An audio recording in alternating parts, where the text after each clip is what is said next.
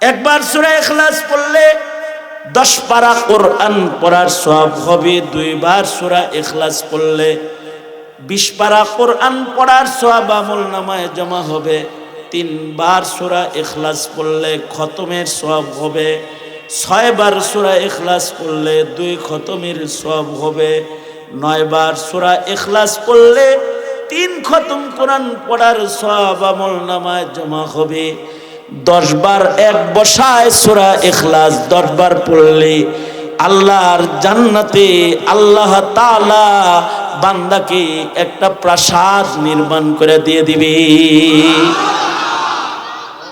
কতক্ষণ লাগবে 10 বার পড়তে? মাত্র 2.5 মিনিট, আরো কম লাগবে, আমি বাড়ায় বলছি।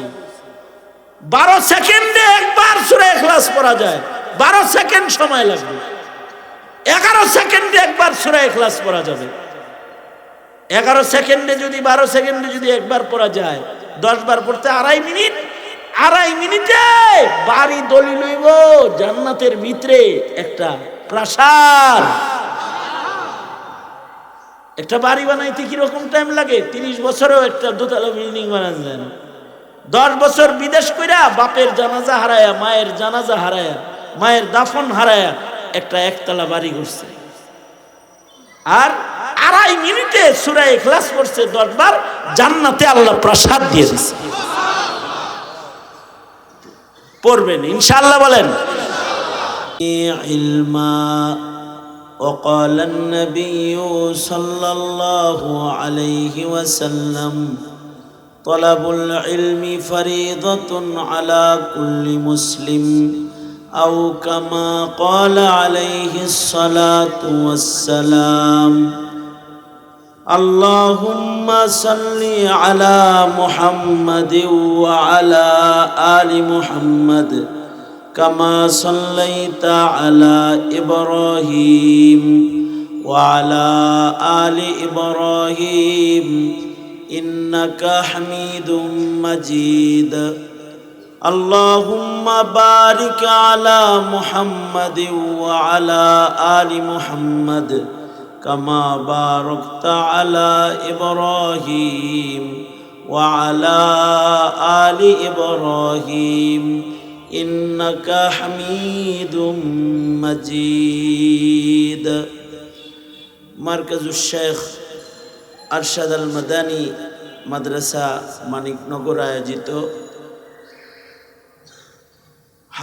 ছাত্রদের দস্তারবন্দি সম্মেলন, দ্বিতীয় বার্ষিক সম্মেলনের মোহতারাম সভাপতি,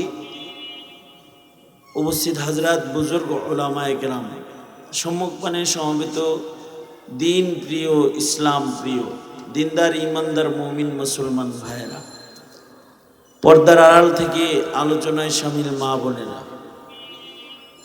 আল্লাহর দরবারে শুকর, আল্লাহ তাআলা একটি বরকতপূর্ণ উলামা সম্মেলনে আমাদেরকে হাজির হওয়ার তৌফিক দান করেছেন। এখানে যারা 30 জন ছাত্র এই মাদ্রাসা থেকে উলুমুল ফিকহের ডিগ্রি অর্জন করেছে, ডক্টরেট করেছে, ওরা মুফতি হিসেবে জাতির ফিকহি খেদমত আঞ্জাম দেওয়ার মতো সনদ ওদেরকে এই প্রতিষ্ঠানে যোগ্য বিজ্ঞ আকাবির বুজুর্গদেরকে দাওয়াত করে এনে তাদের হাতে ওদের দস্তার দেওয়া হয়েছে। এরা সবাই আলেমে দ্বীন, ইফতা বিভাগে উচ্চতর পড়াশোনা ওরা মেহনত করে সারা বছর পড়েছে। আলাদা একটা বিষয়ে ওরা বিশেষ মালুমাত হাসিল করেছে। এই যে আলেম বানানো, ইলমি খিদমতকে জমিনে জারি রাখার মেহনত, এটা একটা এই উম্মতের সর্বোচ্চ গুরুত্বপূর্ণ এক জিম্মাদারি। কারণ এই পৃথিবীতে যেদিন থেকে মানুষের আগমন শুরু হয়েছে, বসবাস শুরু হয়েছে, সেদিন থেকেই মানুষের বিধি বিধান মাসাইলের জরুরত হয়েছে।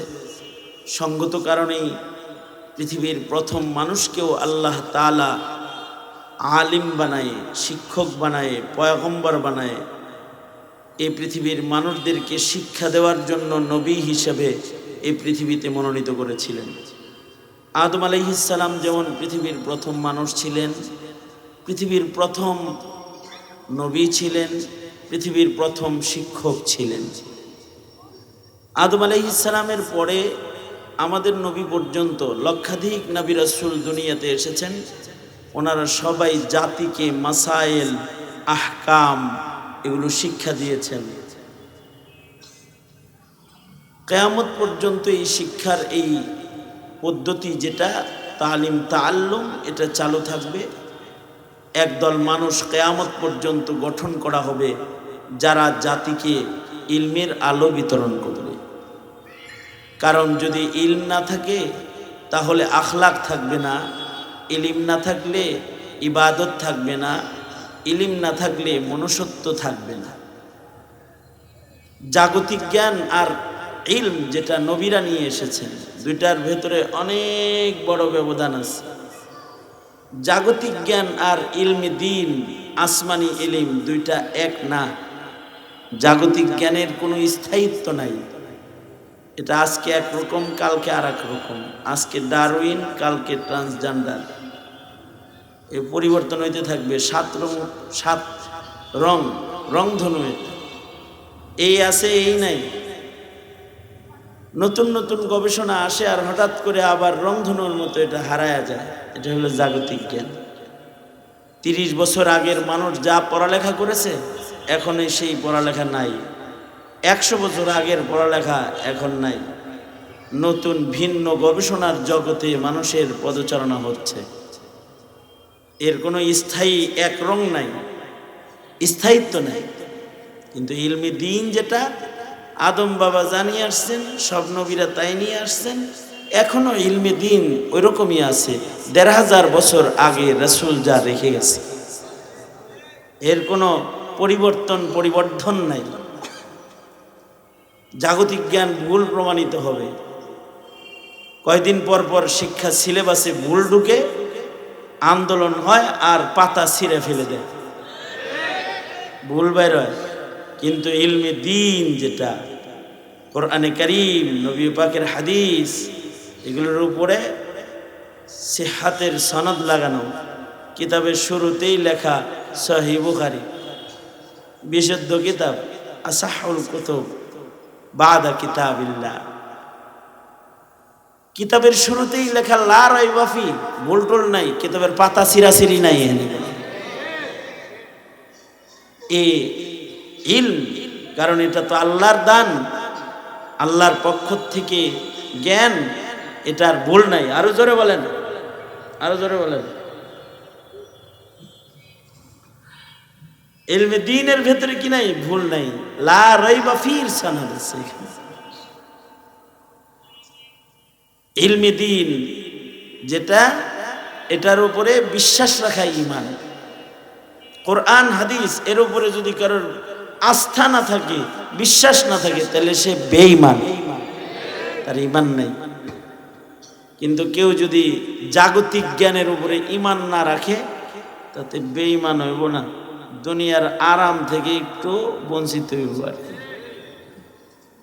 যেমন আমাদের এক মুরব্বী ছিল, উনি ওষুধ খাইত না।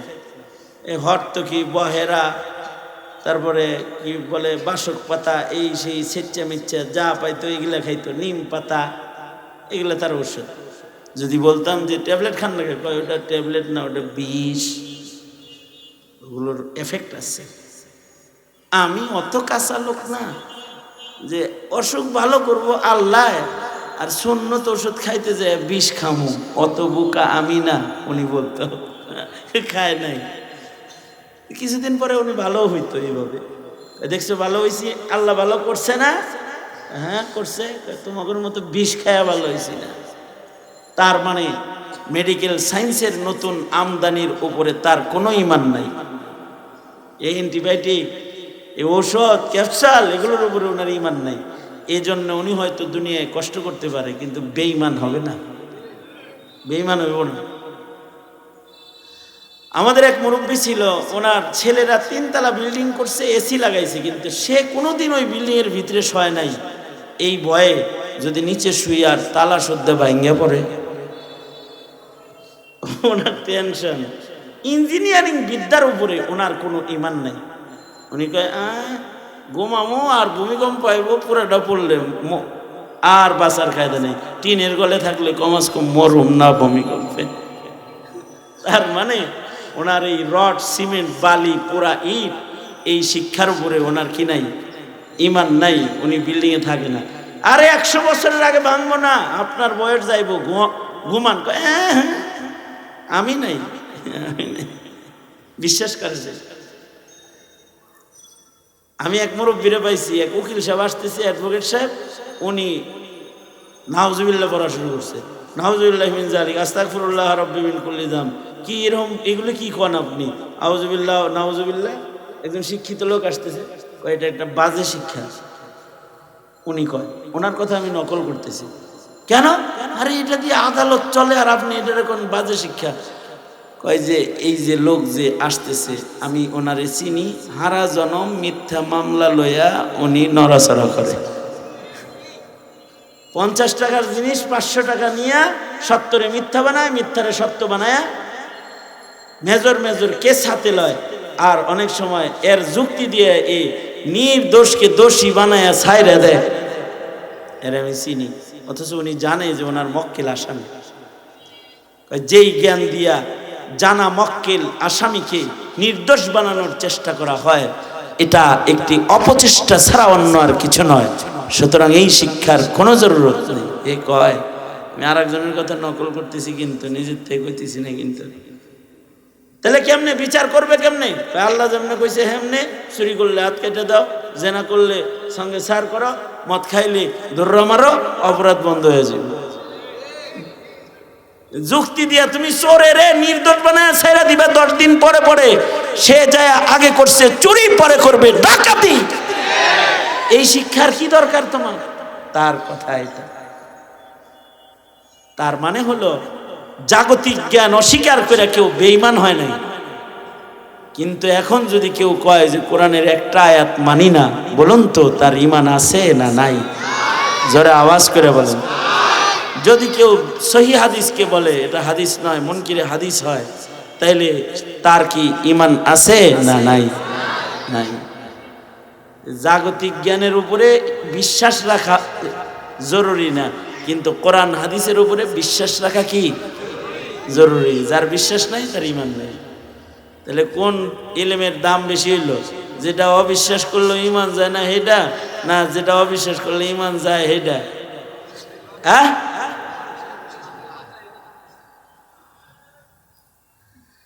দুনিয়ার জ্ঞান যেটা আছে এটা হাওয়াসে খামসার দ্বারায়, আকলের দ্বারায় মানুষ অর্জন করে। এটা ভুল প্রমাণিত বারবার হয়, আর এটার হিফাজত হয় না। কিন্তু ইলমে দ্বীনের হিফাজত আল্লাহ তাআলা কাগজ কলম ছাড়া, কম্পিউটার ছাড়া, টাইপিং ছাড়া করবে।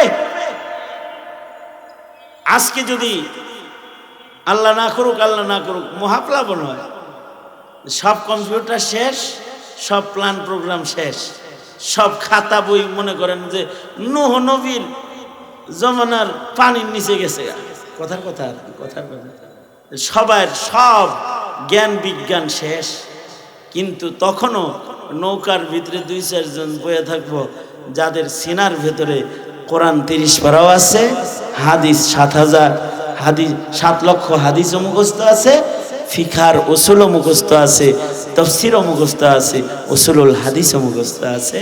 বন্যা কইমে লেগা আবার নতুন কাগজ বানায় লিখে দেব। এখানে ডাক্তার নিজের চেষ্টায় হওয়া যায়, আলেম নিজের চেষ্টায় হওয়া যায় না। ইলম এটা আল্লাহ যাকে তাকে দেয় না।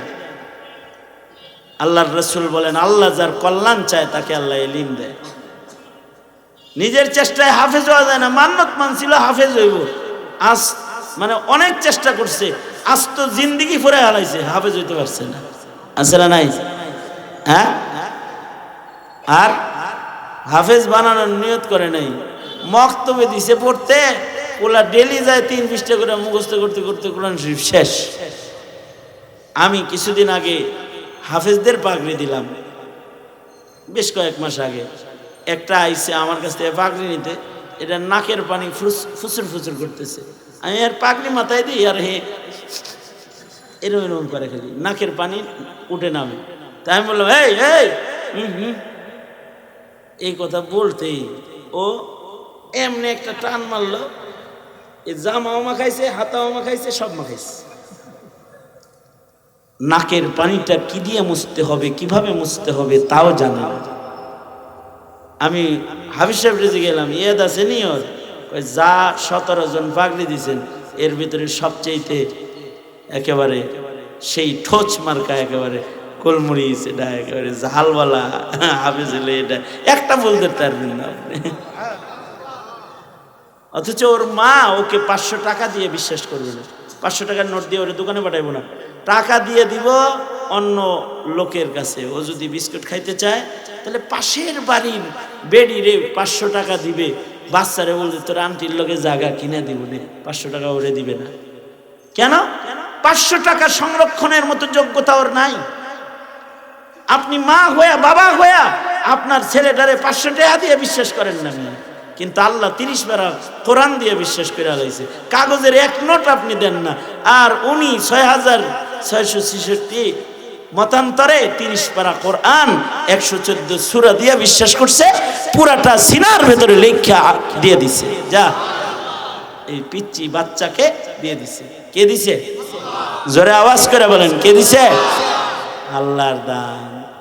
আল্লাহ যারে দেয় সে ইলমে দিন পায়। এই কারণে যার কাছে ইলম আছে তার বড় দাম, কারণ আল্লাহর দান জিনিস পাইছে। আল্লাহর রাসূল বলেন ফাজলুল আলিমি আলাল আবিদি কা ফজলি আলা আদনাকুম। তোমাদের ভেতরে একজন আলেমের দাম কত, আমি নবীর দাম সাহাবীদের ভেতরে যেমন, নিজের সাথীদের ভেতরে নবী বলে সাহাবীরা তোমাদের ভেতরে আমার দাম যেমন, সাধারণের ভেতরে আলেমের দাম হবে তেমন। এই যে যাদের পাগড়ি দেওয়া হয়েছে ওরা দামি, ওরা মুফতি সাহেব, মুফতি সাহেব, ওদের একটা দাম আছে, ওদের একটা সম্মান আছে, ওদেরকে তিরস্কার করা যায় না। আলেমকে তিরস্কার করা যায় না, আলেমকে ভালোবাসতে হয়, তার কাছে ইলম আছে। কিন্তু সব আলেম আলেম না, কিছু আছে আলেম নামে জালেম।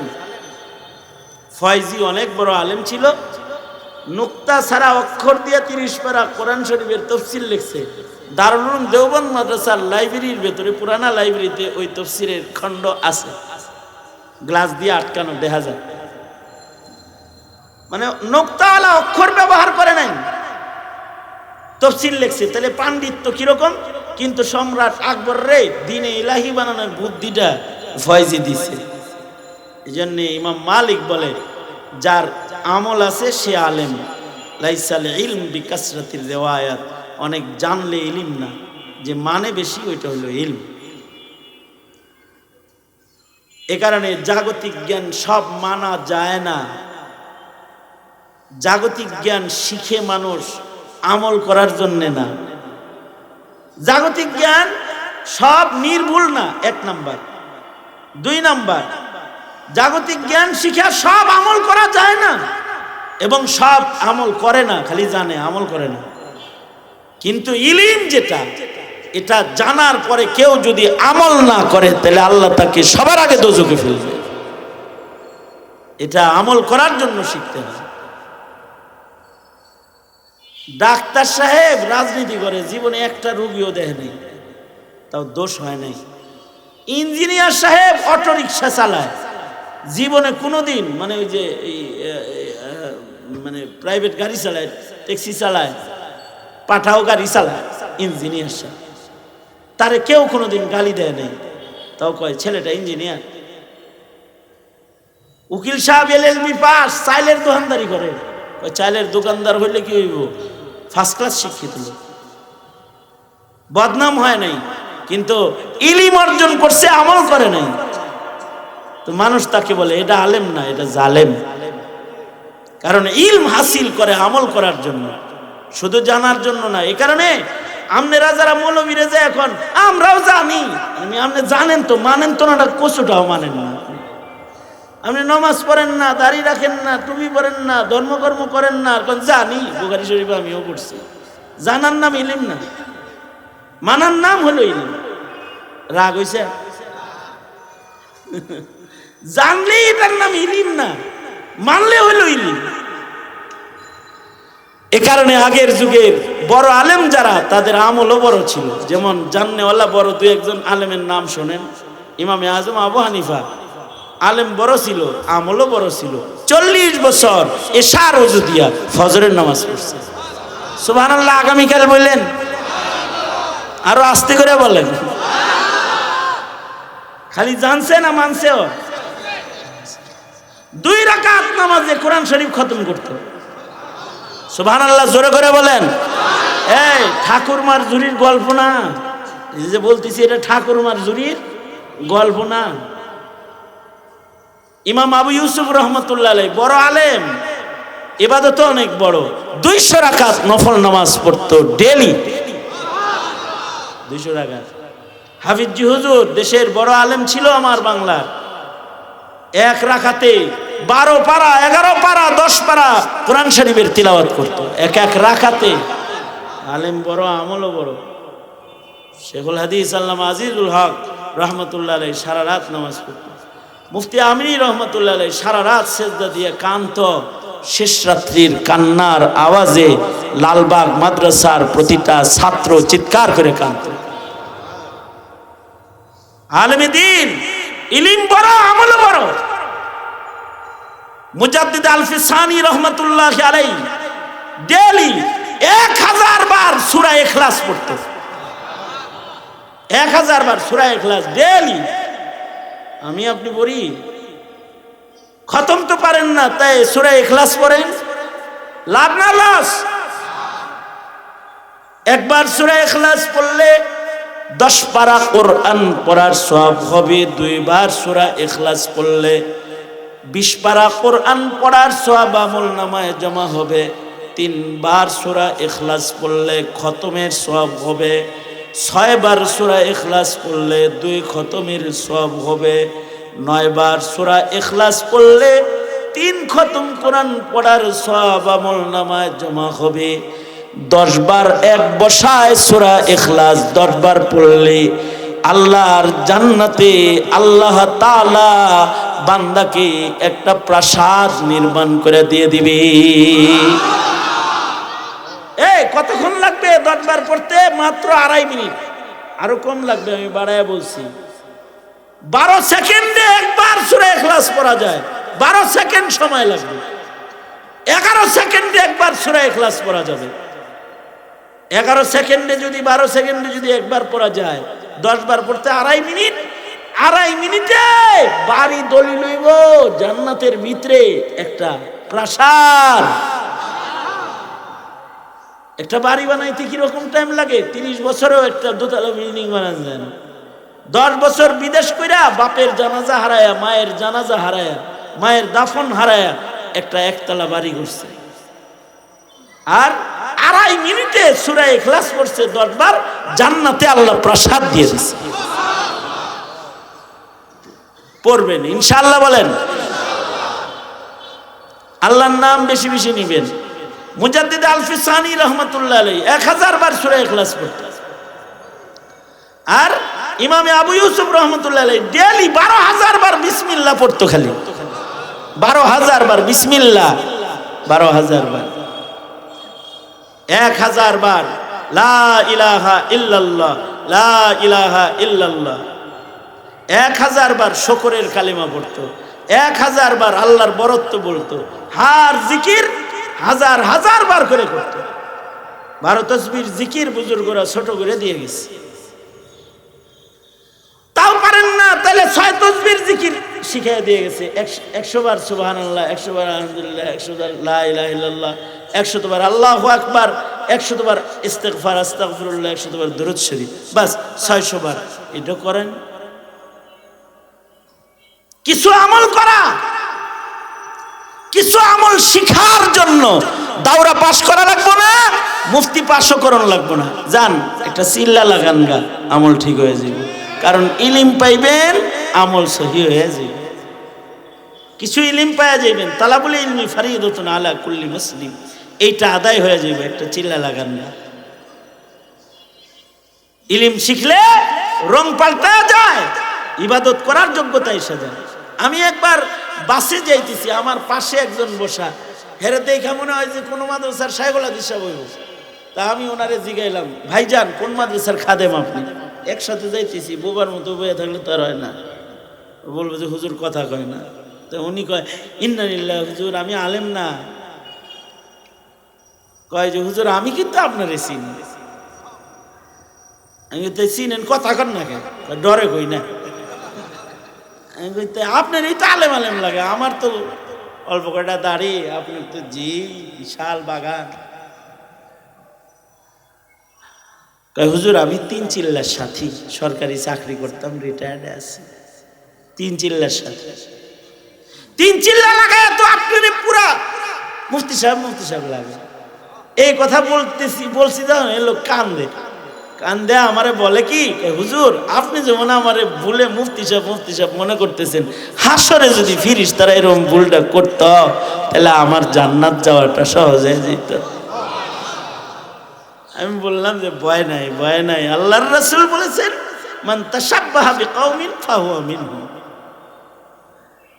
ঠিক আছে, চিল্লা লাগাও না। এই তো ইজতিমার সামনে 2, 3, 4 শুরু হয়, সময় লাগান, চিল্লা লাগান, একটু দিনই মেহনত করেন, একটু দিন শিখেন, তো দিন পাল্টে যাবে ইনশাআল্লাহ। বলেন সন্তানদেরকে ইলম শিখান ইনশাআল্লাহ বলেন। আর যদি ইলম না শিখান তাহলে ট্রান্সজেন্ডার শিখবে, শরীফ থেকে শরীফা হয়ে যাবে, পরে দেখবেন জন্ম দিছিলেন ফুলা, এটা যে ইডেন কলেজের হোস্টেলে বয়ে রয়েছে। বুঝেন নাই কথাটা? ভালো হয়ে যান গা, ভালো হইতে পয়সা লাগে না। শিক্ষা সিলেবাসের ভেতরে আমি ধন্যবাদ জানাই আমার দেশের যুব সমাজকে, আমার দেশের স্কুল কলেজের ছেলেদেরকে আমি ধন্যবাদ জানাই। ট্রান্সজেন্ডারের পাতা আমাদের টেনে ছিঁড়তে হয় নাই, স্কুল কলেজের ছেলেরা ওরাই টান দিয়ে ছিঁড়ে ফেলেছে।